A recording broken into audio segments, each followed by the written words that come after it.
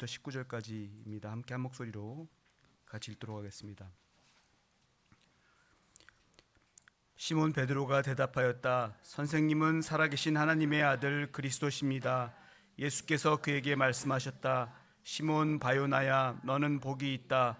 너에게 이것을 알려주신 분은 사람이 아니라 하늘에 계신 나의 아버지시다. 나도 너에게 말한다. 너는 베드로다. 나는 이 반석 위에다가 내 교회를 세우겠다. 죽음의 문들이 그것을 이기지 못할 것이다. 내가 너에게 하늘나라의 열쇠를 주겠다. 내가 무엇이든지 땅에서 매면 하늘에서도 매일 것이요 땅에서 풀면 하늘에서도 풀릴 것이다. 아멘. 이 시간 주님께서 가르치신 교회론이라는 제목으로 이영원 목사님께서 말씀 전하실 때 큰 은혜 받으시기 바랍니다. 나오실 때 박수로 환영하겠습니다. 창립 51주년을 맞아서 비올라 특별 연주가 너무 감동적이었고요. 연주와 아울러 가사도 너무 감동적이었고, 또 김정기 집사님께서 만드신 이 영상도 우리 교회의 과거와 또 현재 미래를 보여주는 아주 감동적인 영상이었습니다. 이 두 가지가 이미 감동이 컸기 때문에 여기서 끝내고 그냥 식사를 하고 가도 되겠다 하는 생각이 들었습니다. 이 감동을 망쳐버리는 설교가 안 돼야 될 텐데 하는 부담도 생겼습니다. 어쨌든 창립 51주년을 기념하는 예배에 참여하신 모든 분들께 하나님께서 특별하게 축복하시고, 위로가 필요한 분들께 세상이 줄 수 없는 위로로 함께 하시고, 또 믿음 안에서 흔들리고 계신 분들이 계시다면 더욱더 믿음을 돈독히 하는 기회가 될 수 있기를 바라고, 사명을 잃어버리고 있는 분이 있다면 주님의 뜻과 사명을 발견해서 함께 실천해 나가는 기회가 될 수 있기를 바랍니다. 개인적으로도 그렇고 우리 교회도 그럴 수 있기를 바랍니다. 교회 창립 51주년 기념 예배라서 교회에 대해서 좀 말씀을 같이 나눠보고 싶었습니다. 그 중에서도 우리 주님께서 직접 언급하신 본문을 통해서 교회가 무엇인지에 대해서 다시 한번 우리가 깨닫는 시간이 되기를 바라고, 주님께서 가르치신 교회다운 교회로 계속 성장할 수 있기를 바랍니다. 오늘 예수님께서 말씀하신 교회와 관련된 몇 가지 말씀 가운데 첫째 18절의 말씀을 보았습니다. 너는 베드로다. 나는 이 반석 위에다가 내 교회를 세우겠다. 먼저 베드로, 제자 베드로의 이름을 언급하시고 이 반석 위에다가 내 교회를 세우겠다라고 말씀하신 것, 약속하신 것에 대해서 수많은 다른 해석들이 나오고 있죠. 가장 주된 해석 가운데 하나는 로마 가톨릭 교회의 해석입니다. 너는 베드로다. 나는 이 반석 위에 내 교회를 세우겠다고 하셔서 베드로에게 교회를 세우고 또 이끌어갈 수 있는 권세를 주셨다.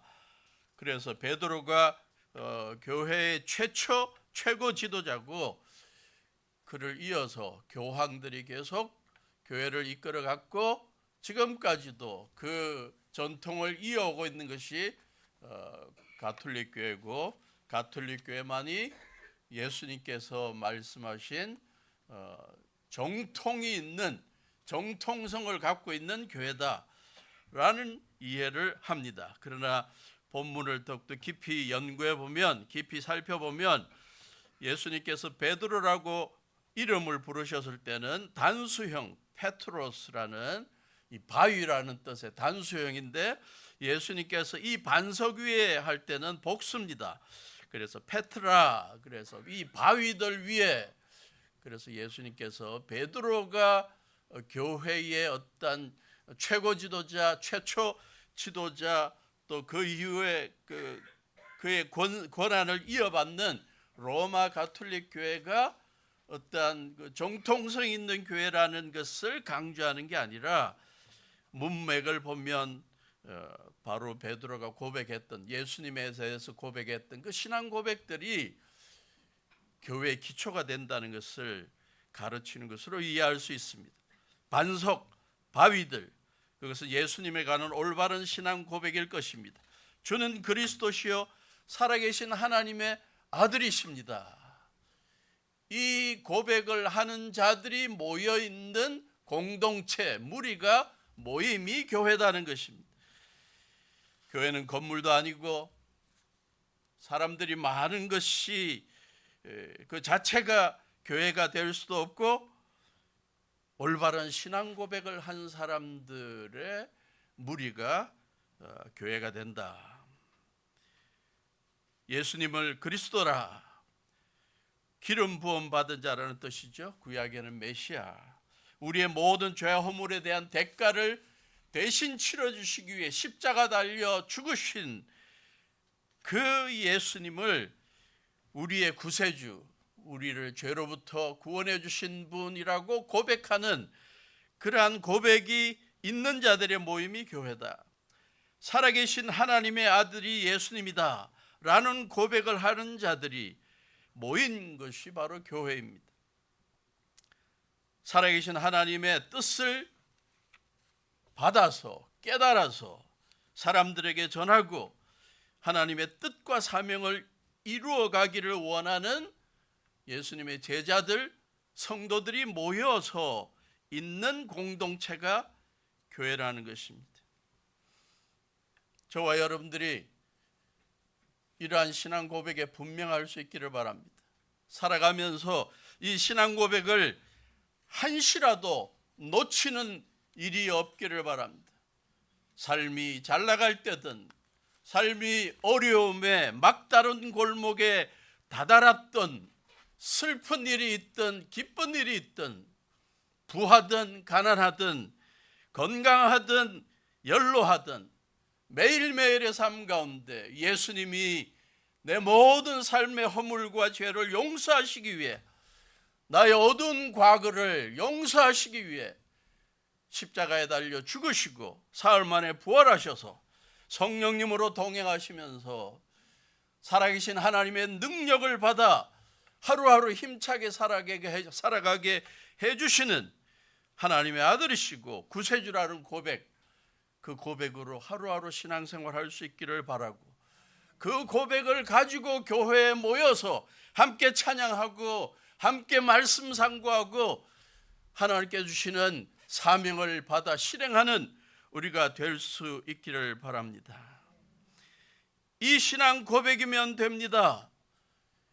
교회 오래 다녔다고 뭔가 성경을 더 많이 배우고 싶어갖고 하나님에 대해 더 잘 알고 싶어가지고 신학교도 가고 여러 가지 책도 신학 서적도 읽고 그러면서 이 예수님이 그리스도여 살아계신 하나님의 아들이라는 고백에 여러 가지를 덧붙이고 신학적인 해석을 덧붙이고 그래서 더 신앙 고백을 복잡하게 만드는 분 없기를 바라고, 매일매일의 삶에 예수님이 나의 허물과 죄를 용서하시고 다시 한번 바르게 거룩하게 살아보라고 도전하시는 분이고, 시시때때로 무기력하고 좌절하고 낭망할 때마다 살아계신 하나님이 주실 수 있는 능력을 주고 계신 분이라는 고백으로 하루하루 살아갈 수 있기를 바라는 것입니다.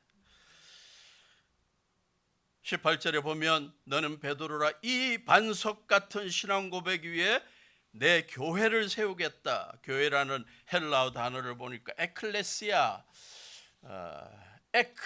out of, from, 뭐뭐로부터, 클레시아, 동사가 칼레오, 부르다, 부름을 받다, 뭐뭐 어떤 무리로부터, 공동체로부터 불려내었다, 어떤 사람들의 모임으로부터 불려냈는데 두 가지로 해석할 수 있죠.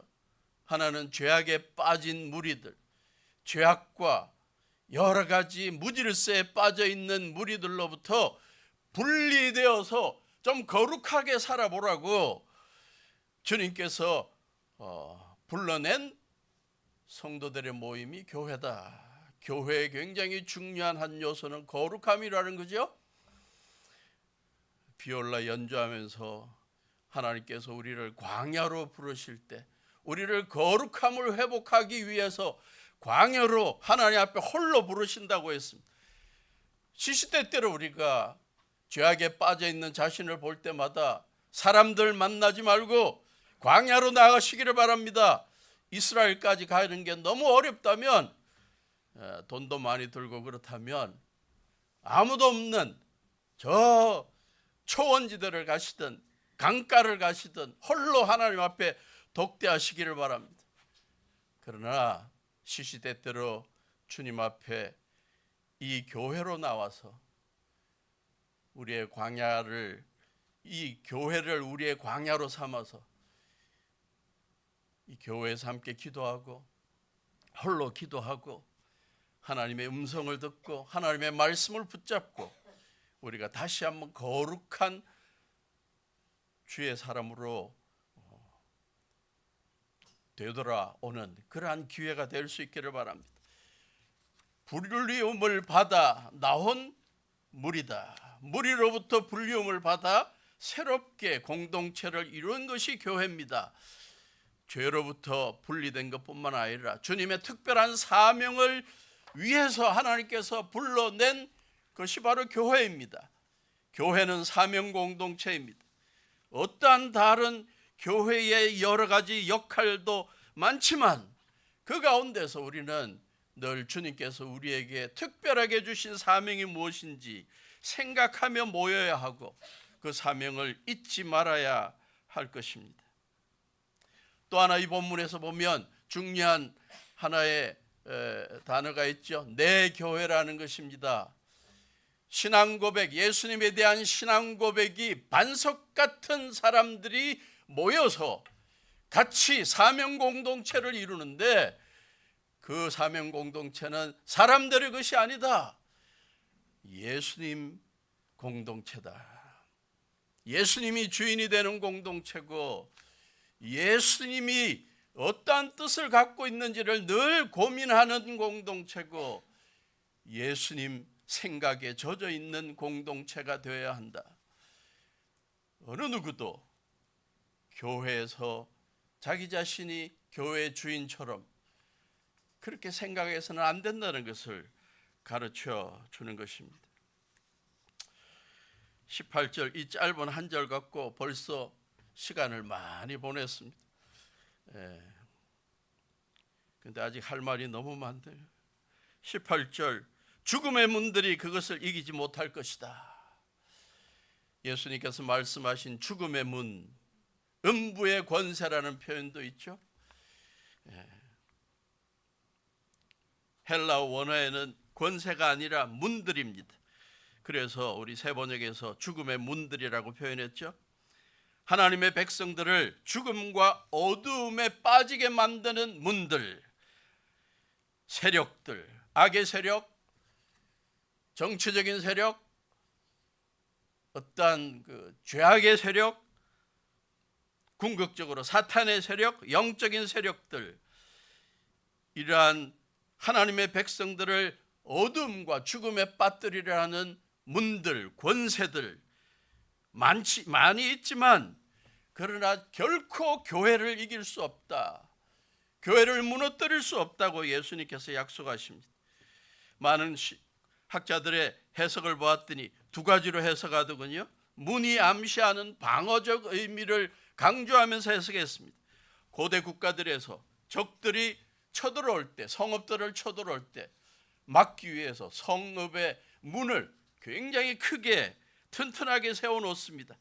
그래서 성문 안의 백성들을 지켜 나가고 안전하게 보호했던 것처럼 주님께서 교회를 든든하게 지켜주셔서 성도들이 죽음과 어두움의 문들로 들어가지 않도록 막아주신다는 거예요. 악의 세력과 사탄의 세력에 빠져들어가는 것을 막아주신다. 교회가 바로 그러한 곳이다. 문이 암시하는 공격적인 의미가 있다. 주님의 교회가 죽음의 문들 아래 갇혀서 하루하루 어두움의 삶을 살아가고 있는 것을 보고 교회 성도들이 하나님의 말씀으로 죽음의 문들을 활짝 열어서 그들을 구원해내는 역할을 해야 한다는 것을 강조합니다. 교회의 능력, 교회의 힘을 예수님께서 약속하신 거죠. 이 세상에 있는 죽음의 문들, 죽음의 세력들이 결코 교회를 이길 수 없고 주님께서 지켜주시고 한 걸음 더 나아가 교회가 이 세상을 어지럽게 만드는 죽음의 세력들, 영적인 악의 세력들을 물리쳐야 하는 책임이 있다는 것을 가르치는 것입니다. 교회가 매일매일 영적인 싸움에 임하고 있다는 사실을 암시하고 거기에서 우리가 적극적으로 복음으로 예수님의 능력으로 승리할 수 있다는 것을 가르쳐 주고 있습니다. 19절 셋째 교훈, 내가 너에게 하늘나라의 열쇠를 주겠다. 여기 열쇠가 복수형입니다. 열쇠들을 많이 예수님께서 약속하셨습니다. 여기에 또 너에게라고 해서 베드로에게만 이 열쇠가 주어졌다라고 해석하는 것이 가톨릭 교회죠. 그래서 확장해서 베드로와 그 이후에 이어지는 교회의 지도자들을 중심으로 계속 만들어진 이 가톨릭 교회의 전통, 가톨릭 교회의 권위, 그래서 결국 하늘나라의 열쇠를 갖고 있는 것은 가톨릭 교회다. 그래서 궁극적으로 가톨릭 교회에서 신앙생활 잘하는 사람들만이 하늘나라를 경험할 수 있다, 하늘나라에 갈 수 있다는 그러한 강조를 합니다. 그러나 우리 개신교는 그렇게 해석하지 않죠. 베드로가 제자들 가운데 가장 수제자처럼 그렇게 간주되어서 그에게 이 말을 했지만 베드로뿐만 아니라 모든 제자들 그 이후에 이어서 예수님을 구세주로 믿고 있는 모든 성도들, 믿는 자들에게 하늘나라의 열쇠를 주신다고 약속하신 것이라는 것입니다. 가톨릭 교회 베드로를 통해 또 가톨릭 교회를 통해서 하나님의 나라의 열쇠를 볼 수 있고 또 맛볼 수 있다고 주장하는 가톨릭 교회는 성당 입구마다 장식물 동상에 또 이 베드로 동상에 늘 열쇠를 쥐고 있는 모습을 많이 보여줍니다. 왼쪽에 보면 예수님께서 베드로에게 황금 열쇠를 이렇게 주고 있는 것을 보여주면서 우리 가톨릭 교회에서 이러한 천국에 가는 길을 얻을 수 있다. 그걸 강조하죠. 오른쪽에 있는 것은 로마 교황청의 상징 그러한 뭐라 그럴까 상징 그림입니다. 거기 보면 열쇠가 두 개가 저렇게 있죠. 우리 교황청을 중심으로 로마 가톨릭 교회에서 우리가 천국의 열쇠를 쥐고 있는 우리 교회를 통해서 우리 교단을 통해서 천국을 맛볼 수 있다는 것을 강조합니다.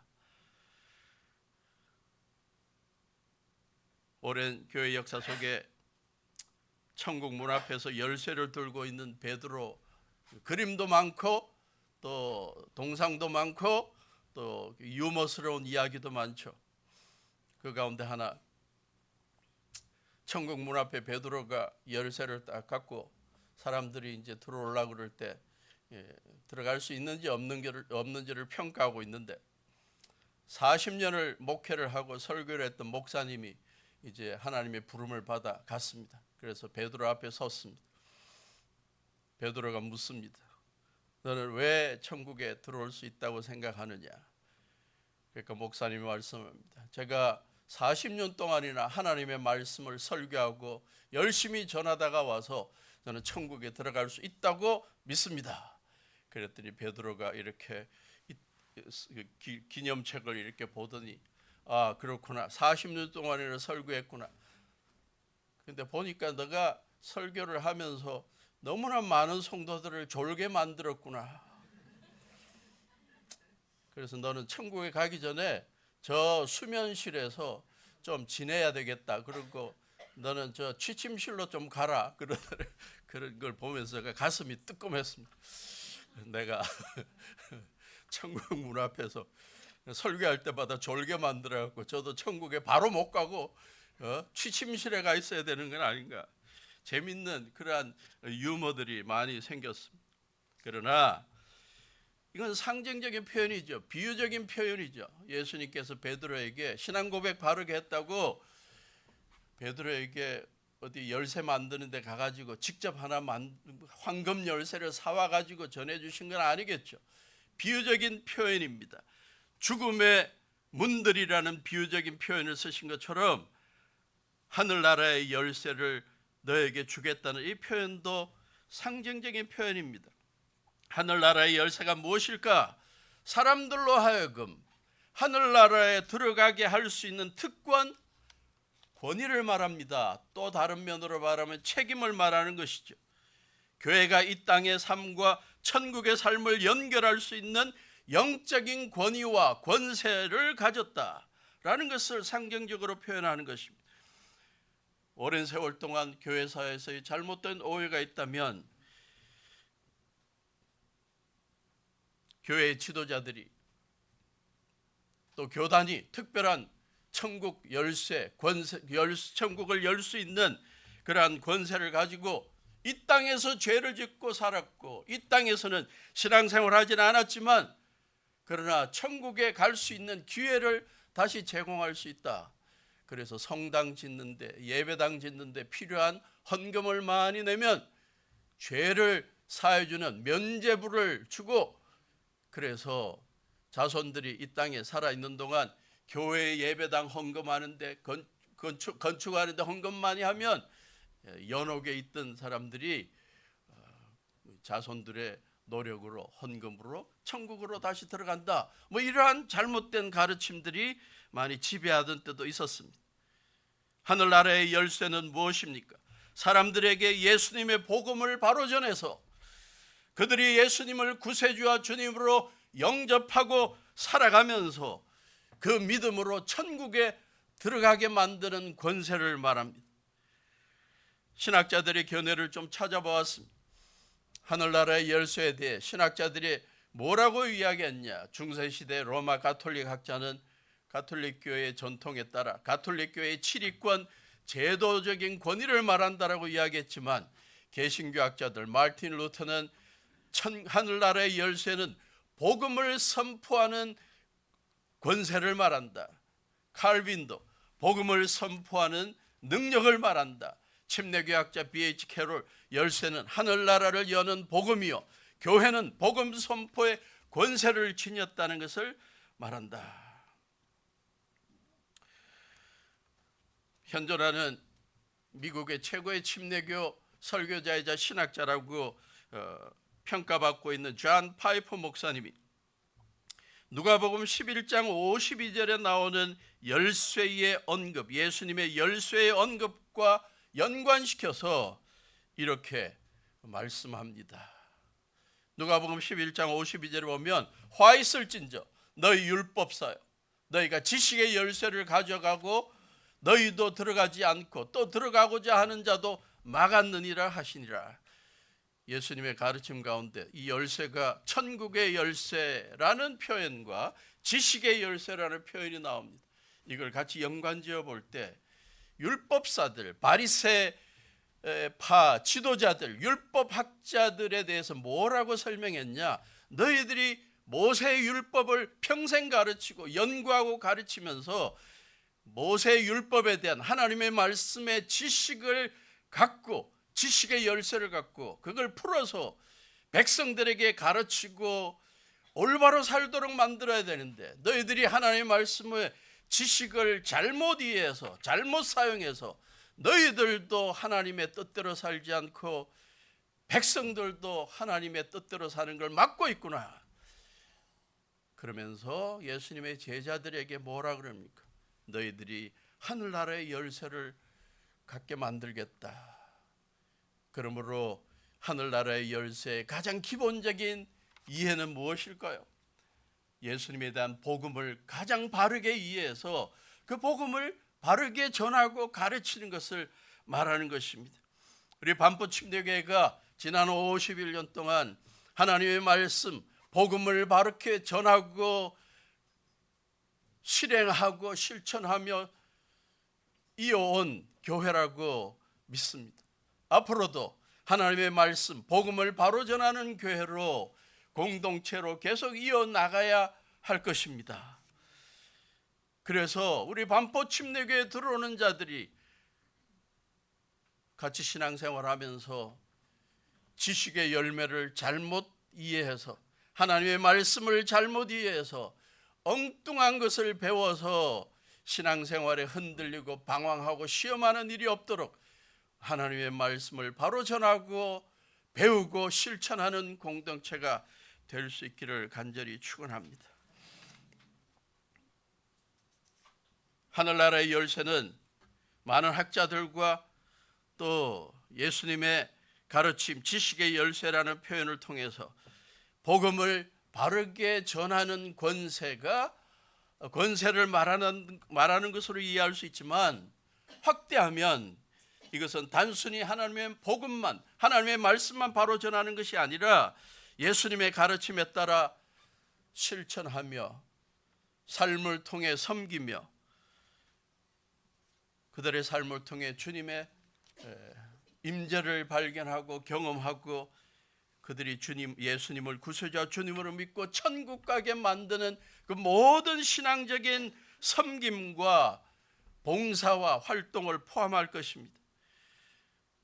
하늘나라의 열쇠는 베드로에게만 주어진 것이 아니라 모든 제자들과 모든 믿는 자들에게 주어진 특권이자 책임이라는 사실을 기억하기를 바랍니다. 복음을 필요한 이들에게, 아직도 예수님을 모르고 있는 자들에게 복음을 전하고 선교하고 섬기고, 그래서 그들이 예수님을 구세주와 주님으로 믿고 하늘나라에 들어가게 만드는 그 특권을 마음껏 활용하는 교회, 마음껏 활용해서 수많은 사람들이 우리 교회를 통해 주님 앞에 나아가는 역사가 일어날 수 있기를 간절히 축원합니다. 마지막 네 번째, 오늘 예수님의 가르침을 통해 배울 수 있는 교회의 힘이 있습니다. 교회의 특권이 있습니다. 내가 무엇이든지 땅에서 매면 하늘에서도 매일 것이요, 땅에서 풀면 하늘에서도 풀릴 것이다. 우리가 이 구절을 해석할 때마다 가장 우선 해석하는 게 뭘까요? 기도의 능력이죠. 교회에서 함께 모여서 기도하면 메어달라고, 매게 해달라고 기도하면 하늘나라에서도 하나님께서 그걸 매게 응답해 주시고, 풀어달라고 기도하면 하나님께서 하늘나라에서도 허락하신다. 그래서 기도의 능력으로 우리가 많이 이해합니다.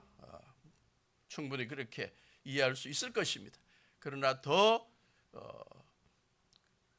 이 문맥이나 또 예수님께서 이 말씀을 하실 때 유대인들의 그 삶의 상황을 고려해 보면 또 다른 의미가 있습니다.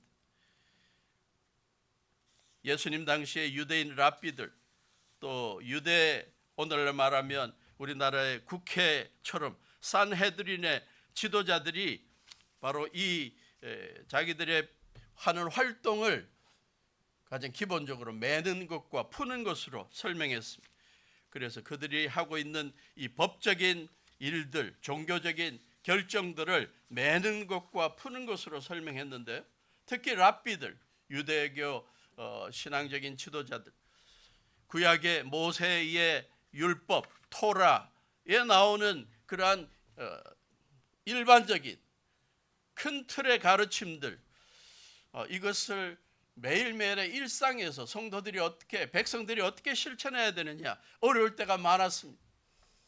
안식일을 지켜라. 안식일을 지키는 게 어떤 건지 조금 애매할 때가 많죠. 그래서 이런 것들에 대해서 성도들이 막 질문을 하면 이제 랍비들이 모여갖고 서로 논의하고 자기들이 기도하고 그러면서 내어놓은 지혜들, 그게 이제 크게 두 가지입니다. 이건 모세 율법을 이렇게 보고 또 상황을 이렇게 볼 때 이거는 안 하는 게 좋겠다. 그래서 금지시키는 그러한 조언을 하는 것을 매는 것으로 표현했습니다. 그런데 어떤 상황에 대해서는 랍비들이 모세 율법과 또 상황을 이렇게 고려하면서 이건 해도 되겠다. 그걸 이제 풀어주는 거예요. 허용하는 겁니다. 수용하고 그러는 거예요. 몇 가지 예를, 재밌는 예를 많이 찾았는데 시간 관계상 두 개만. 토라에 안식일에 일하지 말라라는 큰 원칙이 있습니다. 근데 어떤 성도가 와갖고, 백성이 와갖고 안식일에 뜨거운 물로 목욕하는 게 그게 노동입니까 아닙니까? 해도 됩니까 안 됩니까? 그러니까 랍비들이 그거 갖고 고민을 했습니다. 구약 어디를 찾아봐도 안식일에 목욕하는 게 이게 율법을 범하는 건지 허용이 되는 건지, 그래서 고민하다가 안식일에 몸을 씻는 행위 자체는 노동으로 보아야 한다, 하지 마라. 여러분, 주일날 목욕하는 분들 유대인 랍비들에 의하면 하면 안 되는 거예요. 그 안식일을 범하는 거래요. 근데 그거로 끝나는 게 아니에요. 땀을 닦는 정도는 괜찮습니까? 그거는 괜찮다. 그 어디에 그 객관적인 근거가 어디에 있는지 없는데도, 적어도 그 당시에, 예수님 당시에 유대인 랍비들은 그걸 갖고 고심했다는 거예요. 하나님의 말씀에 비추어 볼 때 이걸 해도 되는 건지 안 해야 되는 건지, 적어도 신앙적 지도자들이 고민했다는 거예요. 더 재밌는 거 하나, 집에서 기르던 개가 죽었을 때, 집 안에서 죽었으면 그 집이 부정합니까? 그걸 랍비들에게 물었어요. 그 랍비들이 이렇게 막 고민하다가 부정하다, 집 안에서 죽으면 부정하다, 집 밖에서 돌아다니다가 죽으면 어떻습니까? 그건 괜찮다, 그건 정결하다. 그러면 집 문턱에서 죽었으면 어떡합니까? 참 애매한 상황이 나오죠. 그랬더니 고심하다가 랍비들이 준 조언이 이것입니다. 개가 죽으면서 그 개 코가 집 안을 향하고 죽으면 그건 부정하다. 개 코가 죽었는데 밖을 보고 죽었으면 그 집이 부정한 거 아니다. 한면으로 보면 좀 무서운 일이죠. 그러나 너무 그걸 그냥 그렇게 평가하기 전에 적어도 하나님의 말씀을 갖고 삶의 구체적인 상황 가운데 어떻게 하면 더 정결하게 거룩하게 살아가고 바르게 살아갈까 하고 노력하는 그 백성들의 모습과 그것을 바르게 인도하려는 신앙적 지도자 랍비들의 모습은 존경해야 될 것 같다고 생각하는 거예요. 그런데 예수님께서 그 권세를, 랍비들이 지금 하고 있는 그 메고 푸는 권세를 누구에게 주셨다고요? 제자들과 교회에 주셨다는 거예요. 그들에게 맡기지 말고 이제 수많은 백성들이 살아가면서 인생에서 경험하는 수많은 상황 속에서 어떤 것은 해야 되고 어떤 것은 하지 말아야 되는지에 대한, 어떤 것은 자유롭고 어떤 것은 거룩하지 않은 것이라는 바른 판단을 해주고 분별해 주는 것이 교회에 있다는 거예요. 교회의 권세라는 거예요. 교회의 능력이라는 겁니다. 다르게 말하면 주님의 교회는, 성도들은 우리가 속해 있는 공동체와 이 사회, 우리의 이웃들의 선과 악의 기준, 의로움과 불의함의 기준, 거룩과 세속의 기준을 바로 세워주는 권세가 있고 책임이 있다는 거예요. 모든 것이 뒤죽박죽 되어가고 선과 악이 뒤죽박죽 되어가고 의와 불의가 뒤죽박죽 되어가고, 그러한 이 애매모호한 사회 속에서 삶의 이정표를 제시하는 공동체가 교회가 되어야 한다는 거예요. 모두가 다 어떻게 사는 게 거룩한 거고 어떻게 사는 게 영적이고 바른 것인지를 모르고 마음대로 살아가고 있는 이때에, 교회들조차도 흔들리고 있는 이때에 우리 반포 침례교회만큼은 하나님의 말씀을 바르게 이해하고 바르게 실천하며 세상살이에 흔들리고 있는 자들이 우리 교회의 가르침, 우리 교회 성도들의 삶의 모습을 통해 나도 그렇게 살아봐야 되겠다 하는 결단을 할 수 있도록 살아야 할 것입니다.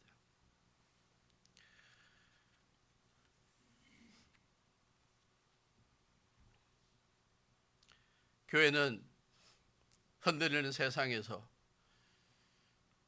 천국에 가는 길을 바르게 제시해 주는 이정표가 되어야 합니다. 올바른 지침을 제시할 수 있어야 됩니다. 지금까지도 그렇게 활동해 왔지만 앞으로도 더욱더 그러한 활동을 계속하는 우리 반포 침례교회가 될 수 있기를 바랍니다. 몇 달 있지 않아 구반포 새 예배당으로 가서 우리가 새롭게 시작할 때 그 지역 사람들이 어떻게 신앙생활하는 게 참 바른 것인지 흔들릴 때마다 우리 교회, 우리 성도들의 신앙생활을 보면서 그들이 주님 앞에 바른 신앙생활을 할 수 있기를 바라고, 가정생활, 직장생활, 자녀교육 모든 면에 있어서 우리 반포 침례교회를 보면, 우리 성도들을 보면 그들이 올바른 해답을 얻고 조언을 얻을 수 있는 그러한 이정표 같은 교회가 될 수 있기를 바랍니다. 영국의 런던에서 한 어린아이가 꼬불꼬불 한 여러 골목길들을 헤매다가 드디어 집을 잃어버리고 수많은 사람들 가운데서 울고 있었습니다. 집을 잃어버리고 길을 잃어버려서 경찰이 친절하게 다가와서 아이를 달래면서 물었습니다. 너 이름이 뭐냐? 운다고 바빠서 이름도 말 안 하고, 너 집 주소를 아냐? 모른다 그러고, 너무너무 답답한 상황 가운데 너 기억에 남는 큰 건물이나 그런 거 아니야?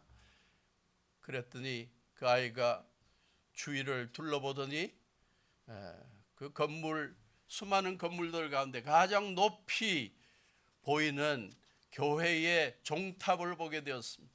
저 멀리 보이지만 그러나 그 종탑을 보면서 경찰에게 말합니다. 아저씨, 저 종탑이 보이는데 저 탑이 있는 교회까지만 저를 데려다 주시면 거기부터는 제가 집을 찾아갈 수 있을 것 같아요.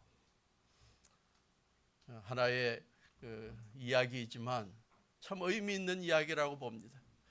이 어린아이처럼, 집으로 가는 길을 잃어버린 어린아이처럼 인생의 삶의 의미, 삶의 목표, 방향을 잃어버리고 있는 수많은 사람들, 우리 반포 침례교회까지만 데려다 주면 다시 찾을 수 있다는 그러한 고백을 할 수 있도록 우리가 앞으로 이정표가 되는 교회, 정말 아름다운 모델이 되는 교회로 쓰임받을 수 있기를 주님의 이름으로 축원합니다. 같이 일어나셔서 찬송하시겠습니다. 주기도문 찬송합니다.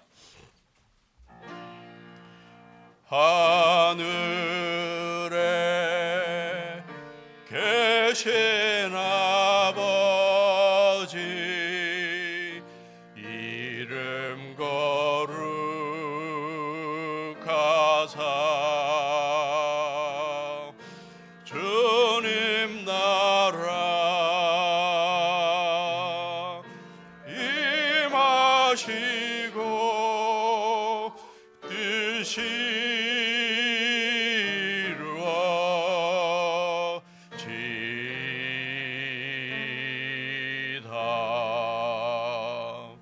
일용할 양식 주시고 우리들의 큰 죄 다 용서하옵시고 또 시험에 들게 마시고 악에서 구원하소서. 대개 주의 나라 주의 권세 주의 영광 영원히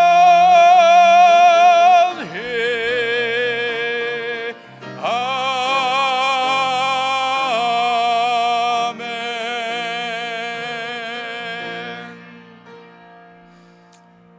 지난 51년 동안 주님의 귀한 교회를 선하게 인도해 주셔서 지금까지 주님 앞에 영광 돌리는 교회를 쓰임받게 해주신 주님 감사드립니다. 앞으로도 주님 반포 침례교회를 귀하게 사용하셔서 주님의 영광을 드러내게 하시고 수많은 사람들을 천국으로 이끄는 천국의 열쇠를 마음껏 활용하는 교회 되게 해 주시옵소서. 반포 침례교회 지난 세월 동안 성실하게 교회를 위해 주님을 위해 섬긴 귀한 분들을 기억하시고 축복해 주시고 가정과 하는 일들 속에서 주님 늘 형통함과 풍성함을 경험하게 해 주시고 귀한 자녀들이 주님 안에서 참 귀하게 자라나서 주님 앞에 영광 돌리는 귀한 지도자들도 쓰임받게 해 주시옵소서.